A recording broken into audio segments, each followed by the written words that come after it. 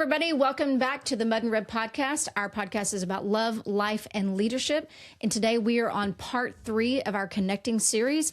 And the Connecting series is about urges that rob us. And so Guy's going to recap for us kind of what our last 2 episodes have been about. Yeah, so we are going to cover 4 what we call metaphors or prophetic images from the prophets of the Old Testament. Thus far, we have covered city building and fire lighting, and how in each of those there's urges within being a city builder to try to build people around your vision and your way rather than God's way, and building and looking for his city and seeking his kingdom. You gather people around you to false connect so that you can build something on your own apart from God. Then the fire lighting is during times of darkness. We would rather make plans and kind of plan our own way. That's me. Rather than, yeah, I'm a city builder. Rather than trusting God to be the light and to be a light to our path and a lamp unto our feet. Kind of, what is that? Psalms 119, 105, I think. Mm-hmm. So those are the 2 we've covered thus far. And today we're going to cover what? Today we're going to cover well digging. Yes, which is something I'm also... Are you good at that? Yes, I'm very adequate at that. Connecting is only possible when our lives are surrendered to Christ. Galatians 5:16 says, "So I say, live by the Spirit, and you will not gratify the desires of the sinful nature." And so the metaphors that Guy talked about are what we're going to be covering today, well digging. And so let's talk about what is a well digger. Well diggers insist on feeling good now and on their terms. They demand control over their internal experience of well-being. Their commitment to satisfaction on demand dulls their awareness of the impact they have on others as they seek their own pleasure. That lack of concern over their impact gets in the way of connecting. So since you've already confessed your sin, that you have a tendency to be the well digger in the family, let's unpack that. What does that actually mean, practically speaking? Like, what are ways you've seen this happen for you? Well, I saw this surface at a pretty young age because I didn't respond well to discipline, and I was disciplined a lot. I mean, because you needed it? Well, yes. I don't doubt that I didn't need it, but it almost didn't work. And the reason why I'm saying that it did not work, I mean, extended periods of grounding worked because that helped me. That took me out of any seeking pleasure just about, because it wasn't like today where you could get on the internet or whatever. I mean, I was stuck in my room with books. You were removed from everything. Yes, exactly. And what I saw going on is that I would say, hey, don't ride your motorcycle out on this busy road. And we lived in a fairly rural, somewhat suburban, but it was fairly rural, but there was still a busy road.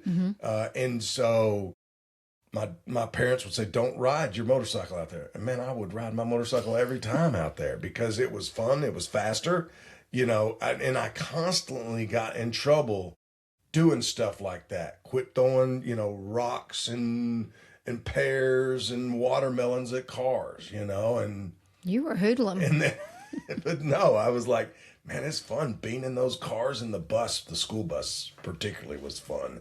So just my desire for pleasure at a young age, and there wasn't a whole lot to get in trouble with as far as drugs or anything. That came later, but there was just this desire to have fun and to have pleasure, and I cared more about that than any discipline. I would take the discipline, I would take a whooping, a beating, whatever, in order to have fun. Exactly. And my parents got smart and started grounding me, and that was about the only thing that really worked, because then I couldn't do anything and I'd be bored out of my mind in my bedroom. That just made me think that on the DISC profile, you're more of an influencer, That's I, correct. And I'm more of a D, which is the dominant, wanting to be in control. Yes. And knowing that I am more of the firelighter, which is someone that wants to be in control. And this is about having fun, which the influencer also wants to have fun. It just kind of pairs with our temperament profile as well. I do have kind of a theory that these urges do tend to blend with behavior types. Okay. And I've taught it that way before. I'd love to talk to Phil Reynolds about it more, who is the one who taught us the DISC test and what he thinks about this. But I could see some of those patterns of behavioral style or temperament types pairing up with these metaphors that we're talking about. I think there is some crossover for sure. So we'll talk more about kind of how this plays out in our lives, but let's talk about maybe biblically, what are the examples that represent this well digger? So this is from Jeremiah 2:13 through 14. My people have committed two sins. They've forsaken me, the spring of living water, and have dug their own cisterns, broken cisterns that cannot hold water. Israel, a servant, a slave by birth, why then has he become plunder? So it's almost like we're digging our own wells rather than allowing God to be our living water. You know, and when you think about Jesus saying that he is living water in John 7:37 through 39. On the last and great day of the feast, I think this is the Feast of Booths when this happens, Jesus stood and said in a loud voice, if anyone is thirsty, let him come to me and drink. Whoever believes in me, as the scripture has said, streams of living water will flow from within him. So again, God is saying that I am the living water. I am the one that you can come to, and I'll satisfy all your thirst. This is very similar to the dialogue, the conversation of the woman at the well. Right. And him saying, I am the Messiah, I am the living water. But a lot of us want to go to other sources to kind of dig our own wells, to seek our own satisfaction or pleasure instead of allowing God to satisfy us. And I think that is the real downfall of pleasure seeking, that we can find our pleasure in God, but we tend to seek the pleasure that we can find in ourselves and others, in addiction, and even in self-medicating. Yeah, I think that's one thing that we've seen a lot of just in marriage coaching and just relationship coaching just in general, and just years of working with people. How many people have we seen allow their marriages to be blown up over a need for pleasure? I mean, so many situations where we've seen porn be a real problem. And often our experience is it doesn't stop there. It usually no longer satisfies. And so then it moves to something more tangible, an affair, a massage parlor. And we've seen families completely blown up over this when you can't get to a place of complete surrendering this to Jesus. Yeah, I think they call it like the law of diminishing returns. It's just nothing ever can fully satisfy. And it's almost like gateway drugs. It's like, well, once you do this, then it leads to this. It's very similar to how we talk about saying that, you know, the devil wants to have a stronghold in your life, and he'll start with a toehold and a foothold that leads to a stronghold, right? I think you're right about that. I think there are these pathways to addiction and to addicted living that when it's almost like nothing can truly satisfy. And you're saying that I want pleasure, and pleasure feels satisfying, but it doesn't fully satisfy. It's kind of crazy. I think it's a proverb that talks about basically sin is only lasts short term, is what I'm trying to say. Yeah. And so because it's short term, you've got to go back and do something else again. Yep. And then that thing may not any longer be enough, and then it becomes something else. Yes. I mean, when he refers to Moses talking about denying the sin of the season, there's a reference to that as well. And I think that's true, that it will only satisfy for a season when God is the one who satisfies through all seasons if we'll learn to trust him. And this is where I think not letting the enemy have a foothold, there's so much in the scriptures about that. In any way, our thought process, the way we act toward people, but a lot of it is our thoughts. I think a lot of this starts with thoughts in our mind and not putting that to death immediately. And when we entertain sin and entertain thoughts for too long, then it becomes, as you said, it's no longer a toehold, it's a foothold. Right. You know, when I started out in my life, really my addiction was something that other people would say, well, that's okay. Like I was extremely addicted to sports. And it was when I had an injury that the sports were taken away that I started, really seeking other things to kind of self-medicate. But the reality is there are things in our lives that may not seem so bad, but we're addicted to them, and that's not good. Rather than trusting God and having a relationship with him and seeking him, we can be codependent in a relationship. We can look to sports, even food. There's all kinds of things that we may not necessarily say, oh, well, that person's an alcoholic or a drug addict. Right. There are all kinds of addictions. Oh, yeah. I mean, I'm in a relationship with someone that their girlfriend shops all the time. I mean, pretty much spends all of their money on shopping, and they don't even need the clothes. And then they just turn around and give them away and buy more. There's a package in the mail every day because there's such a deep, and this person doesn't have Jesus, but there's a deep void, and the way that they try to fill that is through shopping. And I can say that when I was early on in business, this was one thing that I did was shop. I mean, I'm embarrassed to say, but I had a personal shopper. This was a thing. It's so crazy. It's so wild. It is so not like you. I just have a hard time. No, I'm not like that at all now. But I had a personal shopper, and I felt great satisfaction from going out shopping and buying things and pleasure from that. And it was really an emptiness and void in my life that I was trying to fill. And I know that goes to the whole, we need Jesus to fill the hole in our life and we need salvation, but it also goes further than that, because even still, when things are not going well, sometimes and I want to escape, shopping or certain things like that would be my go-to. Oh, so now you're going to actually confess your sin, that you've had a little problem in this too. Mine would be food too. Oh. Sweets. Okay. So I would run to sweets because they make me feel good.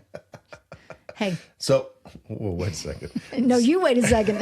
You started this. So,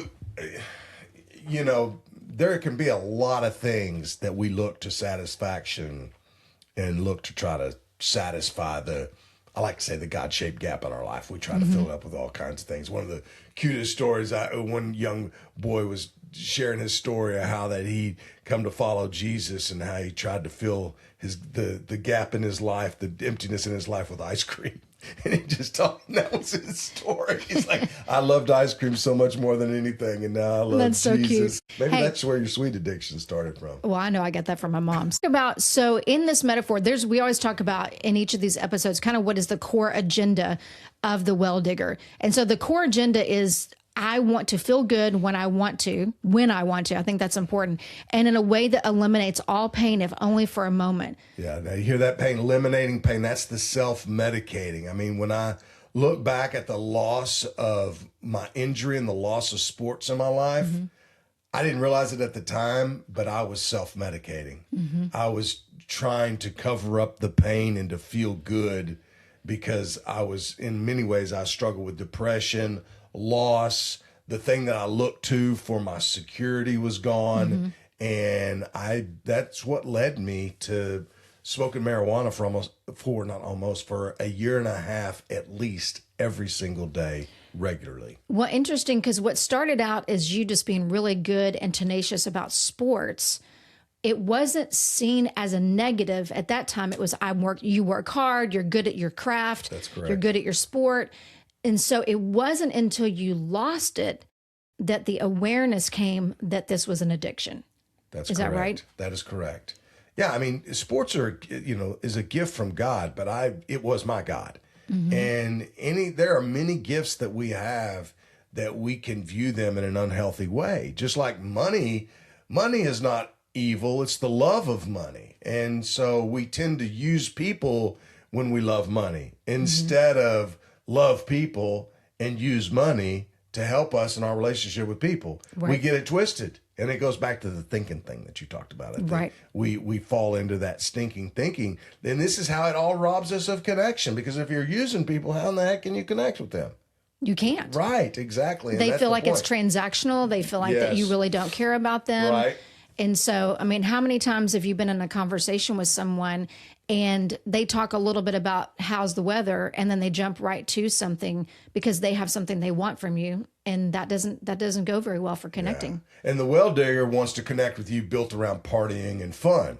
But you bring any truth into the mix about not living on purpose and how this stuff is self-medicating and you're not facing reality, you're living in denial. So many of those things that you're hurting people and don't even know it because you care more about feeling good than you do about other people's feelings and what's going on in their life. You become selfish and self-centered and blind to the reality of the pain and the wake of the wounded that you've left behind because of you pursuing and chasing pleasure and your addiction and your self-medication. And as a result, a lot of people are wounded around you. Yeah, because I can hear in my mind someone saying that is a well digger. Oh, you're just a killjoy. Yes. And instead of looking at themselves, they want to turn it around on the other person, which again robs us from connecting. Yeah, I had a few people confront me about me basically checking out and smoking weed all the time. And I just basically denied it and was in denial that it was a problem. And like I said, I wasn't really aware that I was self-medicating, but looking back on it, once I developed clarity and sober mind and right thinking and started looking to God to be the one to satisfy and to fill the emptiness in my life, I realized, wow, man, I was basically medicating because I was the only way I could deal with my depression, and I didn't want to face my reality, my shattered dreams, broken expectations, what I thought my life should look like. I didn't want to face that. And so what I did was I basically self-medicated instead of facing it. So if you are someone who, I'll just call out some things that I've seen. If you're maybe a gamer, that you're gaming so much is taking time away from your family.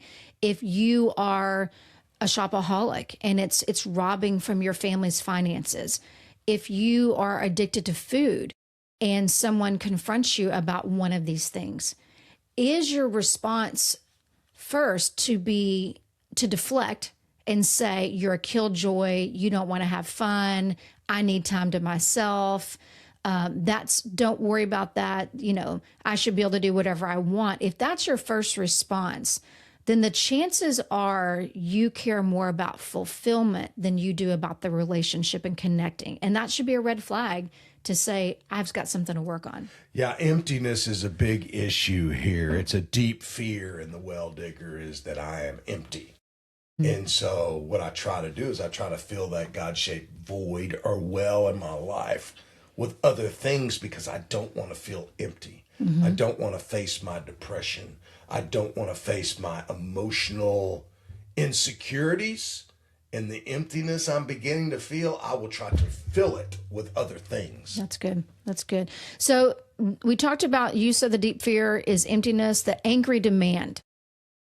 Cooperate with my efforts to feel good and don't judge me. And that kind of goes back to what I was just saying. Yes. Like if you're confronted by a loved one about this, what you really want is for them to cooperate with what you're doing. Yes. And if not, you're going to be defensive. Yeah. And you're going to try to turn it around on them. Yep. In some way. Dude, don't be such a killjoy, man. Don't be trying to rob me of my joy. I'm just having fun. Yes, exactly. There's nothing wrong with that. Yep. And so you'll deflect and even turn it around on them and say that they're judging you because they're trying to rob you of you feeling your fun. Yes, Yeah. That's exactly right. So again, opportunity for false connection, associating with superficial people who have no higher goal than enjoying life. I lived that.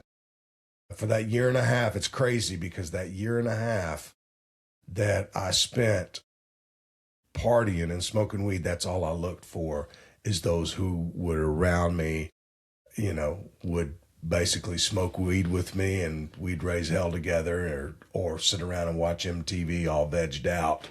And in that particularly, the marijuana addiction basically robbed me of any impulse, any drive or purpose in my life, and took away a lot of motivation.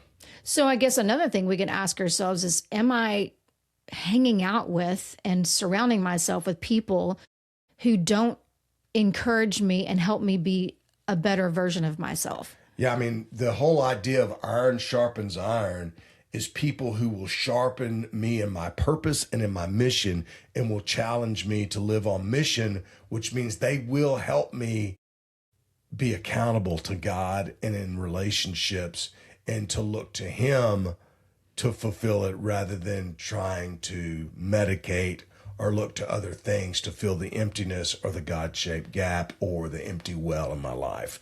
That they will push me to be who God created me to be. Yeah, because if you surround yourself with people that are like you, you're all going to be patting each other on the back, affirming, oh yeah, your wife is a killjoy because she doesn't want you to do that. Instead of saying, no, you need to be connecting with your wife. Yes. You know, the birds of a feather do flock together. Yeah. And I think one of the greatest aids to my, what do you want to say, sobriety or health or moving towards clear thinking, manhood is what really was the key piece for me, because I said I put away childish things. You've heard me say that, 1 Corinthians 13:11. I was acting, reasoning like a child, but when I became a man, I put away childish things. And one of those childish things are people who would help support my emptiness campaign of having fun. Right. And that's it. And so I broke away from those people. Now, I wish I had someone would have been there to teach me, to walk with me, to better reach them with the gospel and challenge their emptiness and at least give them an opportunity to respond. Though I did share with a lot of them that Jesus had changed my life. I'm not selling drugs, doing drugs. I'm breaking away from that. And so there was a reality that I did communicate that, and a lot of them didn't want to have anything to do with me anymore. Why? Because you weren't having fun anymore. That's exactly right. So because I was no longer joining in, you know, with having people cooperate with my efforts to feel good. Right. And I wasn't cooperating with their efforts now because I had said, no, that's empty. Right. And you are empty. And I have now been filled with a deeper purpose and meaning. Right. And so what I hear you saying, and this is kind of the way we want to live our life, is that when we make a change, whether it's I've just come to follow Jesus, I'm following Jesus, but I've got some things I've become aware of that are urges and things that are robbing me from a deeper relationship with God and others, and I need to make changes. In a perfect world, we are saying you may not need to hang out with the same people all the time, but we want to reach back into those lives of those people to share with them. I would also say there are times that you do have to completely separate yourself from people in order for you to get out of your own addiction. But in an ideal world, we want to be of the world. I mean, in the world, but not of the world. And you need someone to walk back, particularly in those addictive patterns. You need someone to walk back with you into those people. And I had a very close friend that he and I got kind of clean together, but we didn't have the missional piece. Though I had an impulse to share what Jesus had done in my life. But it was just kind of as I'm going, I'm sharing what Jesus has done. I didn't have an impulse to say, man, I want to share and disciple my friends, my old friend group. I just didn't have anybody teach me to do that. Yeah, we didn't even know that kind of stuff back then. Really, we were just glad we were changed. No, there was an incredible impulse to share what Jesus had done in my life, but there was not an intentionality to disciple anyone. Right. Right. I hadn't really been taught that. Right. So related urges related to are going to be impatience, insensitivity, indulgence, and greed, which all make complete sense when you think about this. Yep. And then God's strategy for helping us, exposing the damage in others that selfishness can cause. So what does that mean? So, that's why in those of you that know the recovery and the 12-step process, one of the first things you need to do is, of course, be aware that you've got a problem. And then some of the earlier steps are you got to make amends because you've basically left a wake of wounded people in your pursuit of feeling good and of filling your emptiness. You've wounded and hurt tons of people along the way. And so you need to make amends with them. That's why I love Zacchaeus' story so much, because he had robbed from people as a tax collector and took that role and he had wounded a lot of people. And he says, Those that I've wounded, I will pay back 4 times what I took from them. So he's making restitution and he's making amends. And that's why reflecting on those that you have hurt and making amends with them and restitution are super important things in the process of healing and recovery. I have one thought. So I think sometimes when you think about a well digger, or at least for me, I would think typically these are people that are far from God and maybe have never had an encounter with God. But I know that's not true. Can you think of ways that maybe people are already in Christ? Maybe they're even in ministry, but they're still operating as a well digger? Yes. I mean, you can't, our motives are mixed at best. We've talked about that a lot. Right. And there's a lot of people who go into ministries to feel the emptiness of their life by receiving compliments and feeling good about helping others. And they try to fill the emptiness in their life by serving. Oh, we've seen that. And it's a broken addiction, and they cannot stop. They cannot stop trying to help others because then they would have to face their own emptiness. And I think it's a desire, a need to feel needed. Yes. And a lot of times in those situations, we've seen people just sell their family on the altar of ministry. Yes. Because they need to be needed by other people, and that gives them significance. And so their families are primarily the wake. Yeah. So they end up wounding their family because they've sacrificed them, because the empty feeling, they've tried to reach others or do things with others to fill the emptiness of their life rather than loving God, loving their family, and seeing their ministry flow through their family life. That's really good. So the message of connection is that you're forgiven. So, and then the new question is, how can I bless people instead of how can I be fulfilled? Yep. So there is a reality, give and it shall be given, pressed down, shaken together, overflowing. So how we give it away is a key piece of this. And so we are moving to a place of blessing others, but it comes from us being filled.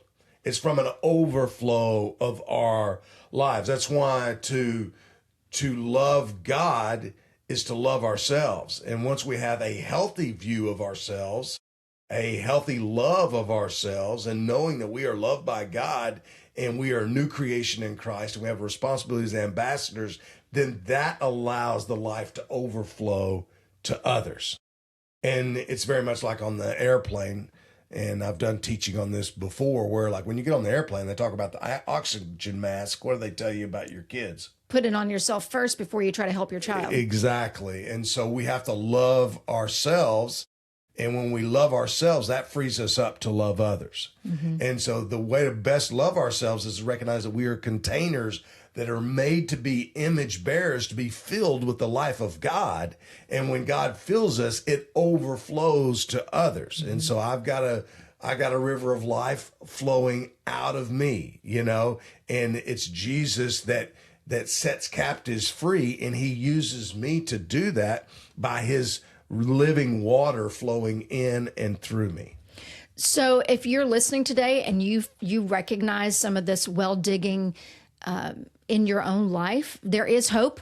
By all means. I mean, I've seen Guy change so much. I didn't know him then when he was as much like that, but obviously there's, those things don't just go away overnight. Right. I think that's something we have to be patient with ourselves and realize that it's a process of making amends, starting with being aware, making amends, and moving toward recognizing that God has forgiven us and that there is hope for change in our life. Yep. And you're no longer empty, because when you have Christ, you have all that you need. The Lord is my shepherd, I shall not want.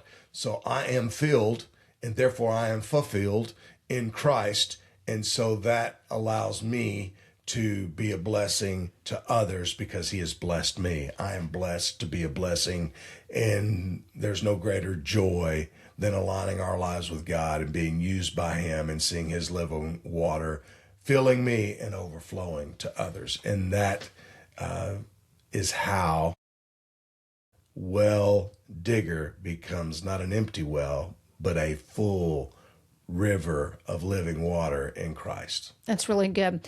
So next time we're going to be talking about the white wall washer, something that neither of us are at all. If you know our direct personalities, we're not white wall washers, but it will be a lot about how, when you're about what does it mean to be a white wall washer, but also if you're the polar opposite from a white wall washer, how do you collaborate, work together, and honor one another in our differences, always honoring one another in our differences, whether it's gifting, temperaments, things like that. And so that'll be next. Very important. I mean, if you're a risk assessor, the risk taker, you're going to irritate. If you're a risk taker, the same way, but we need to take risks, but we also need to assess them.